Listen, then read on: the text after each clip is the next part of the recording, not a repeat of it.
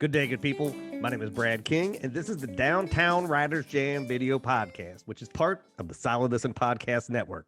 Max the Dog and I are coming to you from deep inside the Jam bunker today. The hurricane rain has come to Pittsburgh, so we have been kind of flooded in the house for the last few days. Like, it's been crazy trying to get out of here. I hope everybody who's down south and who has been affected by this is doing okay. It is a crazy time. Since we're all at home and chilling out, we got a really good show today. I'm really excited for this. Roz Nay is on the program, and her book, The Hunted, is out right now. So I'm going to read you some stuff about her, but I'm probably going to tell you more stuff about her as we go. So she's the best-selling author of Hurry Home, which was nominated for the CRC Kobo Best Crime Award in 2020, and Our Little Secret, which won the Douglas Kennedy Prize for Best Foreign Thriller in France. And it was also nominated for the Kobo Emerging Writer Prize for Mystery and the Arthur Ellis Best First Crime Novel Award. So that's a whole bunch of stuff, and it's great. It's always wonderful to have books that are well received, and it is a thing we strive for. Here's what really got me excited. So she's lived and worked in Africa, Australia, the US, the UK. She lives in British Columbia now with her husband and 2 children. And we spent a lot of time about weird travel, particularly that stuff you do when you're young. Like if you're privileged enough to do that and you have time, like I was very lucky that my job allowed me to travel and meet people from around the world. So when you're in your 20s and early 30s, like you do some dumbass shit. And it's always nice to meet a fellow traveler who has also done some dumbass shit. And as it turns out, this book is written about some people that are traveling and doing some dumbass shit. So it is just like those kinds of people are some of my favorite in the world because they have experiences that you just don't normally get. And so having a chance to talk about that is great. Also makes me a little sad that we're dealing with the coronavirus, and here in America, we aren't seeming to try to take the vaccine and fix that so that we can all get back out and travel again. Normally that stuff comes after what I'm about to tell you now, but I got so excited talking about her and what she did that we did the little intro there. So there you go. We're changing things up here in the bunker. So a little bit of business before we get to that interview. As you know, the video podcast comes out every Monday and Friday. You can catch that on the Solid Listen Network YouTube channel. You can also catch it over at theridersjam.com.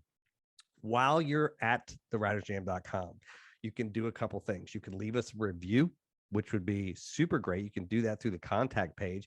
You can also leave us reviews through Facebook. It'd be great if you could help us out with that. That is how people find us. Speaking of how people find us, you can also leave us a review on Apple Podcasts, and you can tell your friends about us. All of those things help us out. Now, if you are here because you are looking for a book to read, we do book reviews on the website, which is a good way for you to figure out like what should be your next thing. And then if you're going to buy that book, you click on our bookshop link, support local and independent bookstores from across the country. And you can sign up for the monthly newsletter. In that, book recommendations, reviews, podcast highlights, all kind of stuff shows up once a month. I don't sell your list. We're not making any money doing this. This is just something that we enjoy. So do all of that stuff. Leave us a review, tell your friends, check out some books, buy some books. Last thing you can do, you can support everybody on the Solid Listen Network. You click on that little Patreon button, and for just a couple bucks a month, you'll get access to commercial-free episodes, some behind-the-scenes stuff, and bonus content from everybody on the network. So I rambled a little bit at the beginning, so there's no sense in rehashing that other than as I look around the bunker, and you all can't see it because you're facing this way, but up against the wall, and I have all these pictures of places that I used to go. So like when I was a professor, my writing partner and his partner both live in Berlin. I had a bunch of friends from Europe. And so I was like Mark Harmon. I know I've talked about this before. Like the day school ended, like I was on a plane to Europe, and I would spend 3 months over there, just kind of bouncing around with my friends. Like the Eastern Europe is one of the most interesting places I've ever been. And it was just, I never felt as free in my life and never felt as who I am as when I was on the road.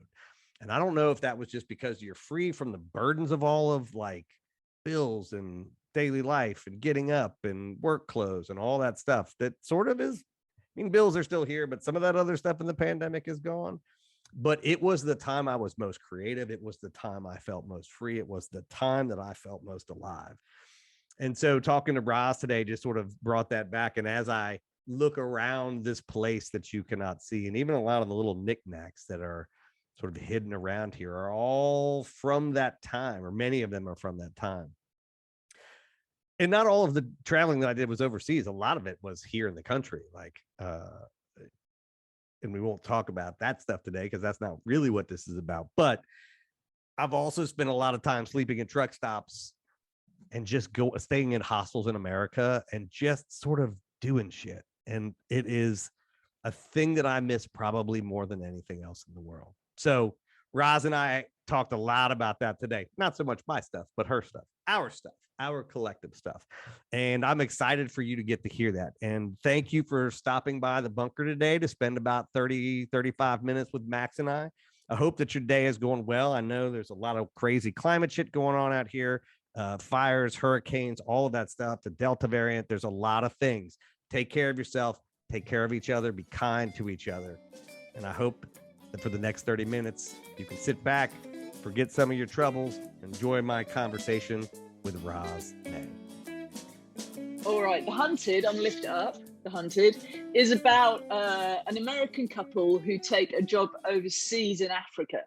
And it's a dive job on this very remote little dive camp on a tiny island off the coast of Tanzania, east coast of Africa. And they get there and they're not very comfy. They haven't really backpacked before. They're not very good at it. They have a bit of a shaky start. And then they run into this other couple who seem super cool and they're really good looking, very suave. And they want to hang out. And they form this happy little foursome, traveling foursome. And go to the island together. And then obviously couple A realizes that there's something very wrong with couple B and they can't get rid of them. So yeah, that's kind of it in a nutshell. You never trust pretty people when you meet them on the road. Never try. No, and never form a happy foursome when you haven't, you don't know who they are. That's rule one of traveling. Like, be nice in the hostel, but not too nice. Yeah, don't give them your home addresses. No. So one of the things that I'm interested in just sort of about you is that you've lived and worked like all over the place. Like, how does that come about?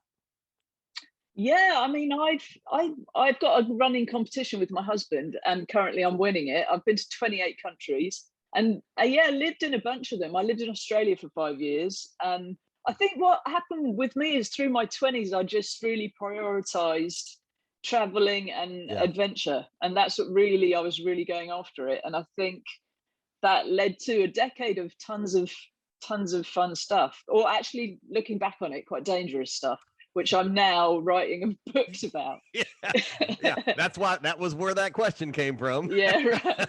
Having traveled all over the world myself, not as much as you guys, but like, you know, you do stuff and you're like, oh, I'm traveling this. Like, it's sort of like not real when you're doing it. Yeah. And when you're young as well, like you think you're immortal and invincible. And I made decisions that I would be horrified if my daughter made them too. Like The Hunted is based on everything. I went to that dive camp. I lived it. I was there. And so it was a really fun book to write because it was all the details were things that I remember. Yeah. So, and I'm doing the same with the next one that I'm writing at the moment. I'm basing it on some dodgy adventure I had. I feel like you might be doing that with the next several books. Yeah, I'm hoping to. Well, I've got lots of material. One of the premises of the show, and I talk about it all the time, is that writers are always like everything we do, whether it's fiction, nonfiction, doesn't matter. It always comes from some question. And the question, it may be from your life, it may not be from your life, but the question comes from something that you're interested in. So just as I was looking and it's all that travel, I'm like, oh, this must be it's almost, having traveled a lot, it's almost like it's not trauma, but you sort of look back on it and are like, how did I survive this? Yeah. Yeah, exactly. How did that not go wrong? Yeah. And I know, but it's also a bit nostalgic. Like, it was really it's fun to go back to that and just turn it a bit so it turns horrible. Yeah. But, you know, it's fun to have all that material and know it. Yeah. And like, you know, particularly when I talk to memoirists, as they're telling hard stories, one of the things they always say is like, it's a reclaiming of my story, right? Like this isn't therapy dealing with it. It's just being able to say, well, I'm going to process this by making this my story, right? So that clearly those things were in your head when, I mean, I've traveled. I stayed at this bombed out hostel in Hungary where like nobody spoke English and the computer didn't work. And like you'd go to bed at night, like, I mean, I hope I wake up tomorrow. It's perfect. It's perfect. But right, like exactly, it's such good material. But as you're sitting down to write it, like how much of that is like as you're like writing it, are you just like processing your life as well? Like they're different, right? Like the story in this, like there totally is that element though, and I think actually writing it through the pandemic we just lived through was really, it was almost like escaping back into a time when it wasn't quite as complicated. You know, there was a lot more freedom and travel. I just miss it. I miss going places. So I think maybe that was part of what I was tapping into as well. Yeah. But definitely, it's like sifting through a little memory box, and it's fun to do that. Yeah. It's, you know, it's one of the things I always talk about with my writer friends is like, you know, we'll tell stories, and I'm sure you do this, where you, like in the middle of the story you're telling, you're like, holy shit, you know. But it still did I do that? Yeah, but it still gets to be your story. So you're like, well, I'm gonna turn it into this horror thing because that didn't happen. So like it's sort of a way. But it could have. Yeah, but it's just a way to breathe that experience, and I think feel I don't, not process it, because you're not processing when you're writing because it's all there. But like, I don't know, like as I look back, the closer I get to the end, the more I look back, it's a like, what the hell did that mean? And how did that happen? And all of that kind of stuff. I know. And who was I then? Yeah. Do you miss that person? Totally. Really? And I think that when I think about that decade, it just feels very vibrant. And it was the freest I ever was, I think. I had jobs and then I'd quit them and I'd do whatever I want, and I was single, and it's just like, do what you want. And so I do miss that. I am nostalgic about that. Yeah, I think. You know, sometimes I'll think about those times. Like I used to write all the time. Like when I was doing that crazy shit, it was like I would get home and just furiously write. And now I'm 49 and I get home and I'm like, oh, pajamas. Yeah. Like, do you still find that energy like that as you are sort of going back through that? Because a lot of your writing is through this, right? Like this is what we sort of talked about. Do you find that gives you energy to write? To look back, you mean like look? Yeah, I think so. I mean, yes, tapping I felt into like that. Because it is kind of re-energizing. Yeah, I'm 49 as well, by the way, and I get what you mean about pajamas. Yeah. Well, and you have a family. I just have a dog, so that makes the pajamas even more important. Yes. But it is. Yeah, I felt like I was back there, and I think that is when I was writing Hunted, and I feel like that is very energizing. Yeah. So as you move forward, and this is like, I don't need to know what you're working on next, because that's the worst question to ever write or ask a writer. But do you think you'll spend time in those places as you're working on stuff and then go somewhere else with the writing? Or do you think like this is sort of like, because I'm guessing you've been to 28 countries, you have a lot of experiences. I've got quite a lot of material I've got material of choices I made that could have gone really wrong. And I'm going to, work my way through those and make them go wrong in the books. And that will take about another 2 or 3 books, I think. Yeah. And then I think I've found my genre. I think I was a thriller writer, but now I feel like I'm kind of moving into travel thriller writer, which is exactly where I want to be. So that's the place that you like. So like your whole life really has been about, all those you look years. back and draw the line and you're like, I needed to do this so that I could write this. So to my parents, that decade I spent drifting around aimlessly that you were really worried about me was such important research.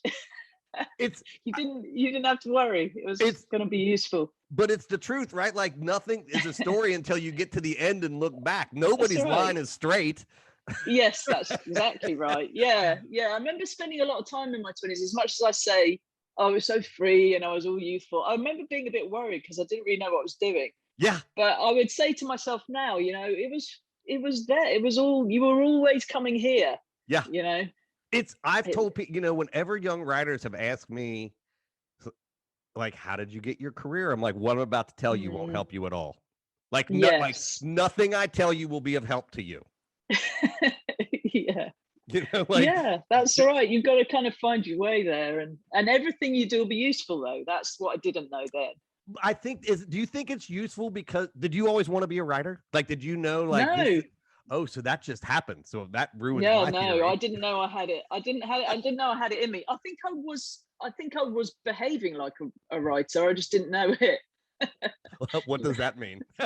Well, I had a little journal, a travel journal, and Sure. I would write in it every night. But it wasn't like today I went to this beach and like it was snippets of Yeah. images or dialogue or things that struck me. And I think that's quite rightly like I'm using all of that now. Yeah. Like I think I wrote in terms of I don't think everybody's journals look like that, No, you know, in no, normal retrospect. people's journals don't look like that. Writers' journals look like No, that. Yeah. yes, but I didn't know that. Yeah, I don't think I had the confidence to think I had a book in me until I was like, I don't know, 40 or something. Or Really? when did I get published? I got published in 2017, Yeah. and We I don't didn't think even take a writing class till about 2012.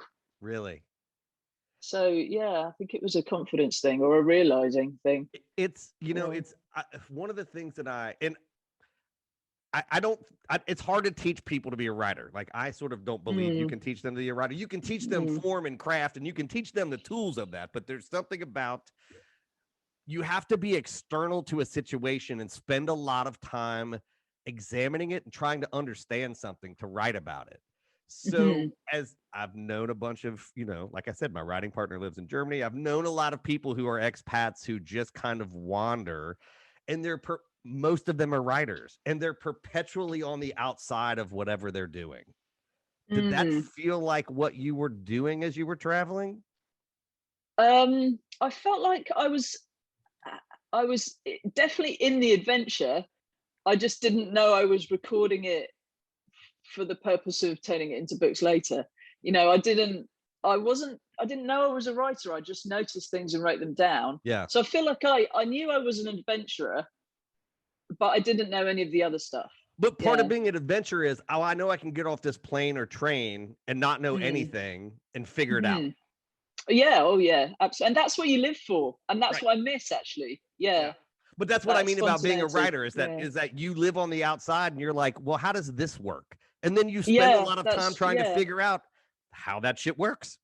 Yeah, that's true. Yeah, and I suppose we were living like that, and then so it fits the what you end up doing with your Yeah. time. Yeah, It's yeah. so, it's maddening as a writer because, like I always tell people, like, you can be a doctor, and like to be a doctor, it's like go to medical school, like there's a path. It's not an easy path, but there's like a Mm, path. And to become a writer, it's like, oh, like you mm. have to write the book or the thing, but like, how do you do that? Like, everybody's different. Yeah, But I've always believed that the way you did it is I'm putting right in quotes, which is yeah, go live a life and figure out what you want to say.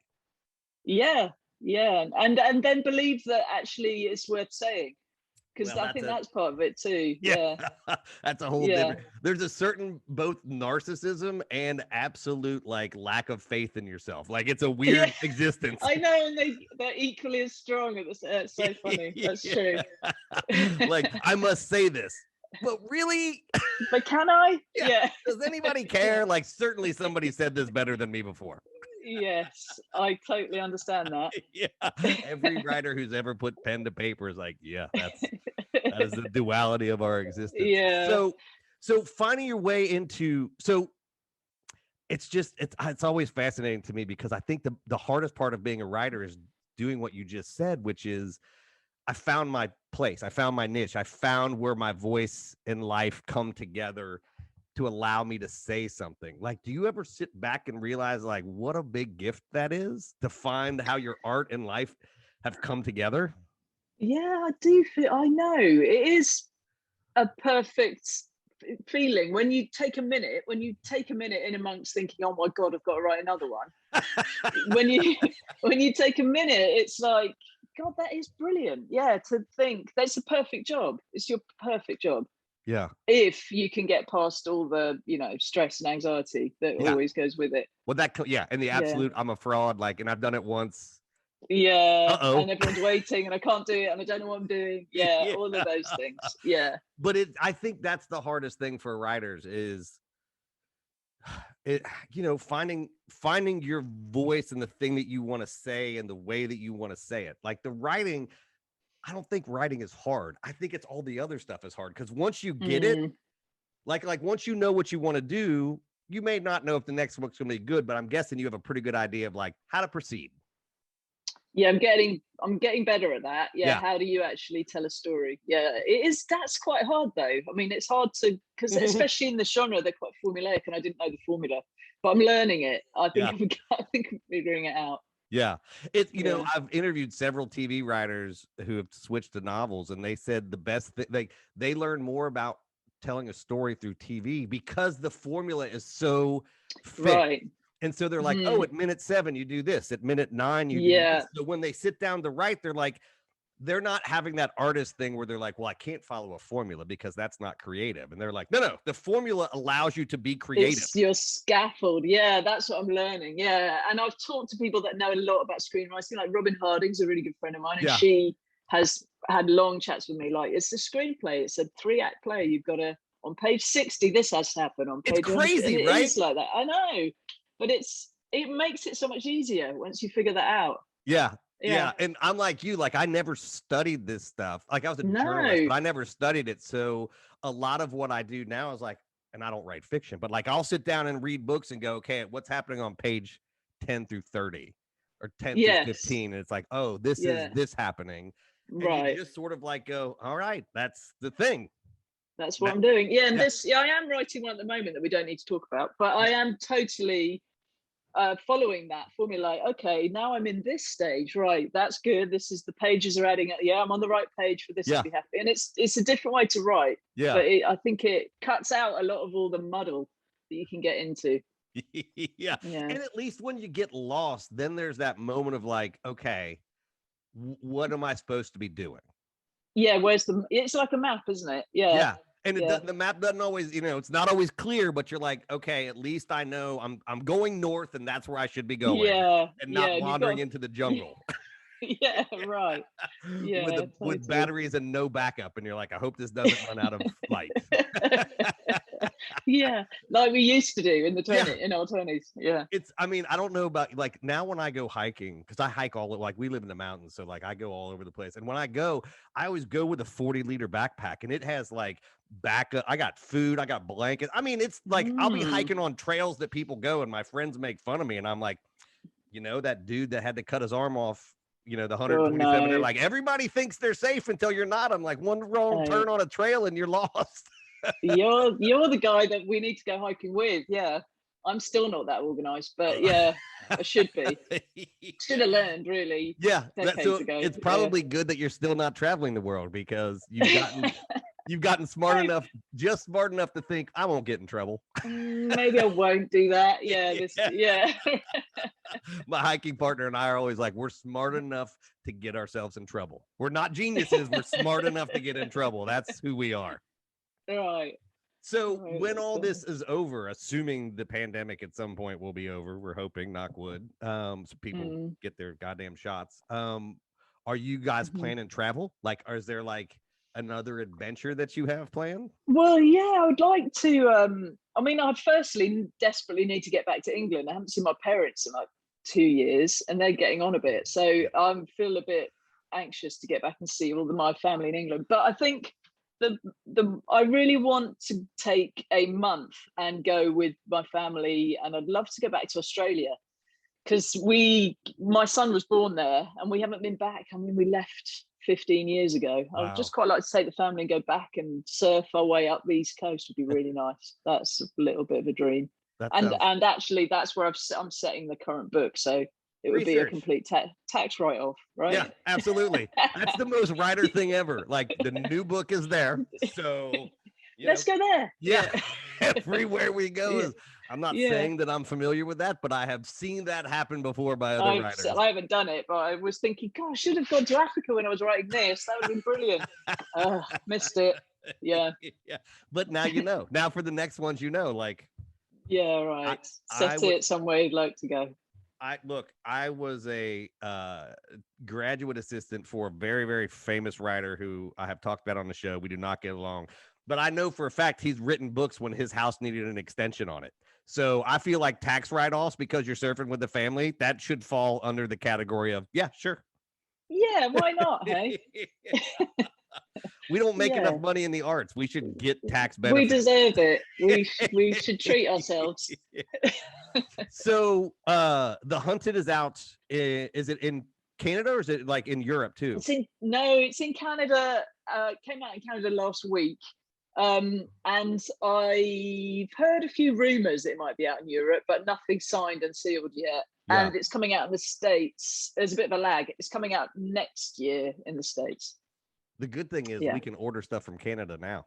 Yeah, there you go. We're not allowed to cross the border because we're a bunch of hillbillies, but the mail will go. That's all you need, isn't it? Yeah, it really is. This has been lovely. You are like fantastic, and I honestly could probably spend 3 hours just probing about Same here. all the places that you went. Oh, and you sounds like we need to chat more. Next, I'm to write another one so that we can have another chat. Or let me know when you're going, because there's a good chance. You know how it is. Like when you travel those places, you always end up in like the expat coffee shop or the bookstore. There's always some place where like everybody gathers, and like there's a bookstore in Hungary. I can't remember the name of it. I have it in my journal, in Budapest, and it's literally where the kids who work there are all trying to perfect their English, and so all the expats go there, and like we get off the train, and like that's where you go, and you're like, what should we be doing? And everybody just tells you what to do in town. Perfect. Yeah. That's so good to know. That it kind of unlocks a place, hey, when you oh my god, it's great. And you just feel safe. Like if things go wrong, not that they're really going to go wrong, where you're like, well, I can go there and be like, what just happened? Go to the bookshop. That's perfect. Yeah, and everybody speaks English, and you're like, all right. You also feel, I don't know if you've had this experience, but it always feels weird when I'm in a major capital city like Berlin or whatever, Prague, and everybody speaks English, and I'm like, I feel like this is what imperialism looks like. I know, you always feel a bit awkward. I always try when I'm in France, I always try and speak French, and then they just answer me in English, and I feel really deflated. Yeah, in Germany they do the same thing. Yeah, yeah. I was trying really hard, but no. My favorite. I was trying to order. I was trying to order a coffee with no milk, and knocked and neeked in my head. There, I just been a while, and like one is no and one is night, and I kept ordering night milk, and this woman is looking at me, and That's great. And I was like, knocked milk, and finally this woman walks out from the back, and she says no milk, and I was like, ah. Yeah, like, we have to just keep trying though, right? It's important. Yeah. Well, listen, you guys stay safe and have a good time. I'm super excited to read this book because I have gotten into the thriller genre over the pandemic, and now it's like 80% of what I read. Perfect. Yeah, that's great. Oh, well, right. Thanks for having me. Thanks so much. Have a great day. You too. Thank you. Well, there you have it. That was Roz Nay. Her book, The Hunted, is out right now. And I want to go travel right now after all of that conversation, which is clearly not happening because Max is sick and the Delta variant is happening. And apparently nobody is allowed to leave America anymore. So, but it was wonderful to talk to her. And I love spirits like that, like people like her. I fucking think they're fantastic. And I can't wait to read The Hunted. Before we get out of here, just a couple reminders. If you like what you heard today, 2 favors that I ask at the top of the show. Tell your friends about us and leave us a review either on Apple Podcast. Don't know why I forgot where the fuck it was. Or go over to our Facebook page and you can leave us a review there. Both of those things are really helpful. While you're at it, don't forget to check out all the other programs on the Solid Listen Podcast Network, including the flagship Mother May I Sleep With podcast with host and our Solid Listen podcast queen, Molly McAleer. And don't forget, we have these video podcasts coming out every Monday and Friday-ish over the next like 4 or 5 weeks. We got a ton of them in the can. You can get them on the Solid Listen Network YouTube channel, You could watch them through the downtownwritersjam.com over at the website, or you can always catch the audio wherever you listen to podcasts. And speaking of, the Jam is out every Wednesday. So make sure you get yourself subscribed so you never miss any of our episodes. And remember, you can always catch us on Twitter and Instagram at The Writers Jam. Until the next time, I will see you around the internet.